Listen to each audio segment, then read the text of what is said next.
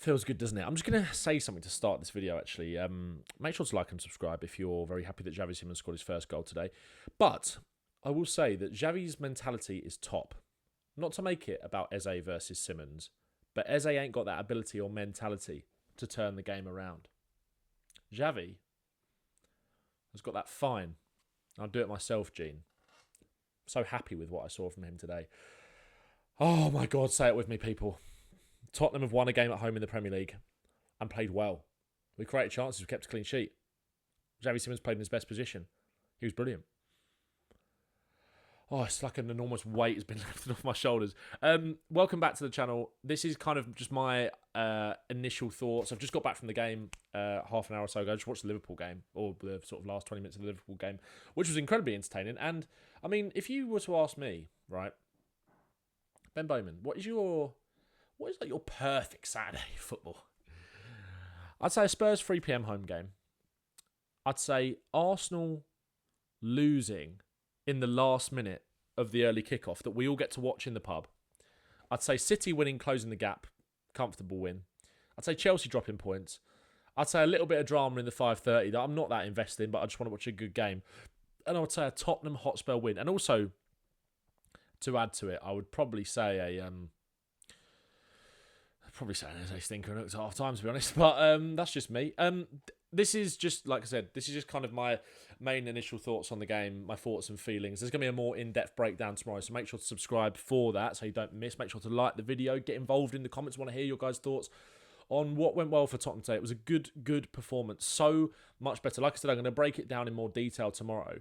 But I just want to talk about some individual players. I want to talk about what I thought Frank did well. Look, I didn't think Brentford were great today, but it was just exactly what we needed in terms of a performance to actually just become a little bit more convinced about Frank. These are the games that have been his kryptonite so far. And look, I hold my hands up. I wanted him out after Fulham. I thought the home form had just become so bad, and the lack of a performance like this that we can all just get behind. Chances created. Like if we look at the stats here for the game, in that first half, Spurs created 2 big chances that we obviously scored from. 3 shots on target. Actually, I don't even think that Simmons one necessarily counted as a big chance. Obviously, the Moani one from the set piece as well. 9 shots, 1.29 XG. The second half as well. 4 shots on target. 2 big chances missed. I don't think I've ever seen a player more unlucky not to come away with a goal contribution than Mohamed Kudus today. My word, is he a special player. I said that he would be key in this one. They've been having issues at fullback. Aya was hooked at half-time. He couldn't deal with him. Rico Henry couldn't deal with him. Whether you want to lump it up long and have him bring it down with his back facing the goal, or whether you want to get him running. I thought what was also really nice as well, and I'll go into it in more detail tomorrow, was how central Kudus came at times, and almost it was a little bit like this with the kind of 5 across the front, really. Spence getting up high, Moani kind of tucking inside, and Porro getting round. The freedom it felt like these 2 players, Simmons and Kudus, had is something that we really have been craving at Tottenham now for the season, when we know the quality that those guys have both got. Like if you get them in positions where they can really hurt teams, you've got 2 special players there. Kudus was amazing today. I said to my stepdad, right, there was a moment in the second half. It was before his disallowed goal, which he thoroughly deserved. It was before that. He did what he did against Newcastle, where someone fired the ball to him. He chested it down, flicked it over one of the Brentford players' heads, but then went on to beat a couple of players, weaved in and out, and then he got tackled, right? He is going to score a goal for Tottenham this season, maybe next season, Mohamed Kudus, that we genuinely come away from the ground going, wow, what have we just seen? He's going to score like a Puskas award level goal. Like, think of that goal I think he scored against West Ham, in the Europa League in his first season there, where he just ran through the entire team. He's going to do that for Tottenham. He will do that. His take-ons today, his hold-up play, he's just quality in every single action. He is just perfect for a game like this where a team's going to sit in a little bit more. They can't deal with him. Fullbacks can't deal with him from a physical point of view, but also his 2-way dribbling ability to come inside and go round on the outside as well. What a player, man. And speaking of beating the whole team from the halfway line, Xavi Simmons. I mean, let's talk about the first goal quickly. Like I said, I'm going to analyse these in more detail tomorrow and talk about other individual performances. But if you want to talk about an individual performance now as well, I thought Archie Gray was superb. Really, really good today. I thought the game passed him by a little bit against Fulham last week. But he just looks so much more confident today, so much more at it. And again, speaking of confidence, Simmons, like after, what's that? 4 games without a start in all competitions. Big games missing out on as well. You wouldn't blame him for maybe coming into this a little bit rusty, but also with his head, you wouldn't like him to, but with his head down a little bit, but he'd come out with a bit between his teeth with something really to prove. And that is what I spoke about in that tweet that I got clowned for, which I ended up only really deleting because Arsenal fans were just giving me a hell of a lot of personal abuse. When Xavi Simmons came on against Brighton in that game and turned that game around for Tottenham, I said he's got that ability to grab the game by the scruff of the neck. His mentality is excellent. He demands the ball, right? And I'll come on to talk about his mentality as well for the second goal, but that's what I really, really like about him. He has got the ability to run games. I'm not sure that is Eze, but anyway, to part that for a second. But Simmons here, it's a really good goal because, and it's kind of a classic, almost like Brentford goal under Thomas Frank, right? What we saw, and we'll go into it again more tomorrow, right? But Porro receives the ball here. Porro was much better today. I thought Jed Spence was really, really good in that second half. He does frustrate me out on that left-hand side because I think he limits us slightly in terms of our ability to play forward, but Mwani obviously coming inside a little bit more. Spence kind of going on the overlap. I thought he was excellent in the second half. The kind of bit between his teeth really had Coyote on toast, I thought, just like Kudus had Aya on toast. It was a really good performance from Spence. So strong as well up against a physical fullback, against a physical team as well. Really good performance from him. Obviously, it's a shame about Destiny Udogie. Another injury, picked up a soft tissue muscle injury apparently against Newcastle.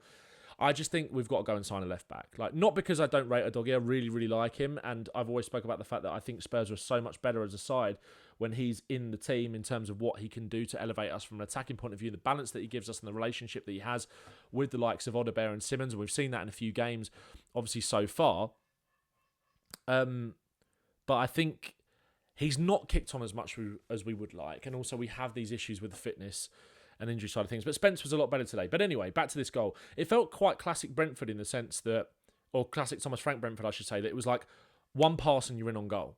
Brentford obviously kind of came out. They weren't scared to sort of press us, really. It did allow for space for the likes of Simmons in midfield, but it also meant that if Spurs got the ball in these positions, obviously with the players they committed, there was space in behind. And it's really good from Simmons. Before Porro even touches the ball and picks it up, Simmons is away. He's away. He's making that movement to get in behind. He recognises the space. You can see it in his body language there. He's making that move away and he recognises what's about to happen. He runs off of Sepp Vandenberg with the centre-back. Like I said, Brentford weren't scared to kind of come out really today, which obviously played into irons as well, but that's the centre-back kind of stepping up there, and Simmons attached himself to him and then spins, runs in behind. It's an excellent ball from Porro, and then there's that space, and he makes the right decision. He's just calm about it, puts it into an area where Richarlison just cannot miss. And by the way, I thought Richarlison was really good as well today. There was a couple of little iffy moments in terms of his touch and the link-up play, but other than that, really good. Really, really good. Worked so hard. Ran that Brentford defence, a little bit ragged. Won the flick-ons, got his goal, didn't stop running. And Frank said it, didn't he? He's fitter than arguably he's ever been at Spurs. This is probably the fittest that he's been in terms of putting a run of games together. He's got 7 goals now this season, Richarlison. And look, I've been critical of him, and I think Mwani is the better option as an all-round number 9. But Richarlison just does have that knack for a goal. Let's look at his kind of stats from today. 71% accurate passing, created 1 chance. Everything just felt a lot more clean and smooth with him, really. He was taking a couple of shots from outside the box as well, where he'd take the ball on sort of the half turn in the second half and fire a shot away at goal. Everyone just felt like they were playing with a little bit more confidence today, which was something that was really noticeable and really, really nice. A couple of tackles, clearances as well, getting in there. Not great duel percentage, but he was great. I really enjoyed his performance. I didn't think Kolo Muani was excellent, and I was quite frustrated that Odebear, I didn't really care who came on between Odebear and Tell, to be honest. I like them both. And I think Odebear is a good talent at left wing, but he was poor when he came on. And I think the rust is almost settling in a little bit with him now. He just looks so indecisive in terms of his decision-making, his inability to take a man on. I feel like Tell maybe should have got those minutes just to be, Ben Money can't play on Tuesday either, Tell, whereas Odebear can. So I thought he should have maybe given the minutes to Tell. But anyway, Richarlison scores the goal to make it 1-0. We're creating chances. We're threatening. There's so much more tempo about our game. There's more zip in the passing. We're not giving the ball away as much. Bentancur had a few really sloppy touches early on, but he recovered from that nicely and got better as the game went on. There was a lot more progression, I thought, in his passing, which was good to see, and something that we've spoken about a hell of a lot actually on Twitter this week about the old Bentancur versus what we're seeing now. Romero and Van der Ven were good today. A couple of really important recovery tackles. I thought Romero got away with one on Thiago, to be honest. that scissor tackle from behind. I think that might be a red card, personally. But there was just a lot more bite about us today. And this is what I love about Simmons. And he never shirks away from his defensive responsibilities. He doesn't feel like a luxury player in the sense that if he gives the ball away, it's just, well, it's who I am. I'm a creative player. That's what it is. It is what it is. Like, it's going to happen. It's the kind of price you pay for having someone like me in the team. But whenever he gives the ball away, he's always in there to try and win it back straight away. It's a bit of a sloppy touch in the centre of midfield, a heavy touch. And obviously, Brentford have got 4 men kind of in there almost that could kind of pounce and win the ball back. Damsgaard is an excellent pressure of the ball. It's a poor touch, but Simmons just charges in there. This is my ball, like my ball. And he'll do that to anybody as well, by the way. My ball, wins a tackle, strong tackle, second ball as well. He just pounces on it. He's up straight away. Give me that ball. Like it's sort of a dog with a bone he was today. Just determined to prove to everyone how good he actually is. And to pick the ball up from here, drive. He's so good in transition. Like, I think with Simmons, it's just a great finish. And this is just a great moment as well. The celebration, like for him to get that kind of monkey off his back, I think is really important now. And he can kick on. And you'd like to see him start again against Slavia Prague on Tuesday to hopefully maybe get another goal, another assist. Potentially, we've seen how much better he's performed in the Champions League home game against Copenhagen as well. Ran that game for us. And him and Kudus ran that game from an attacking point of view today. They were just so good. So good, both of them. But yeah, for him to come in after a few games out the side and just do that, I thought was excellent. But one thing about Simmons, right, and obviously people have spoken about the kind of adjustment from the Bundesliga to the Premier League. Like I feel like naturally a lot of people speak about the intensity and the physicality, right? And I think he's actually coped with that largely quite well. Like he's been shoved off the ball a few times, right? But like that's going to happen. He's a smaller guy. Like players are going to do that. They want to get in the face of number 10s. They want to be aggressive. They want to say, no, get off. Like it happened with Declan Rice, where Declan Rice actually just fouled him, to be honest. It's happened a couple of times against Chelsea, who's been shrugged off it. But, on the wing where he's not as comfortable, like in these central areas, like he's so good in transition when he picks the ball up in these kind of situations. But what was I going to say? Yeah, so the intensity and the physicality isn't as much of a worry to me in terms of that adjustment. Sometimes it's just in and around the box. Maybe he takes a little bit too many touches. He thinks he's slightly got a bit more time than he has got, and that happened a couple of times in that first half where maybe he didn't get a shot off, or maybe played a pass a bit too slow. But it's just good that he's getting a lot of touches in and around the box in a game like this to kind of feel himself into it, and then to go and score a goal like this was phenomenal, really phenomenal. He's arrived now. We can all just shut up a bit about Xavi Simmons, and we know that he's been warming up for us. We know that he's been playing better. We know that, yes, he's had some poor performances, but the media are naturally going to get on his back, like they've done with Wirtz, like they should have done really a bit more with Eze, right? Eze scored a hat-trick against us, scored a goal against Crystal Palace, and let's be honest, he only scored a hat-trick against us because we allowed him to shoot 3 times from the edge of the box, which is something that even if Eze's not playing well, you just do not do. You do not afford a player with those killer instincts in and around the penalty area like Eze to shoot like he did. His performances have been okay. They've been no better than the likes of Simmons and Wirtz, in my opinion. And obviously Simmons is going to get absolutely clowned for it. So I'm just glad that now he's got that monkey off his back in terms of scoring the goal, just to keep the Wolves at bay a little bit, just to shut everyone up. But yeah, it was good to see Thomas Frank set us up with a more positive game plan. I was really worried that he was just going to kind of try and win the battle of both boxes in this one, with how poor Brentford have been from defending crosses, but it wasn't. There was some decent free-flowing football, and we haven't been asking for much. We've just been asking for something to get behind, and that today was something you can get behind. It wasn't just a win. It was a performance where we created chances. We played through the centre of the pitch. Whoops, what's that still doing there? We played through the centre of the pitch.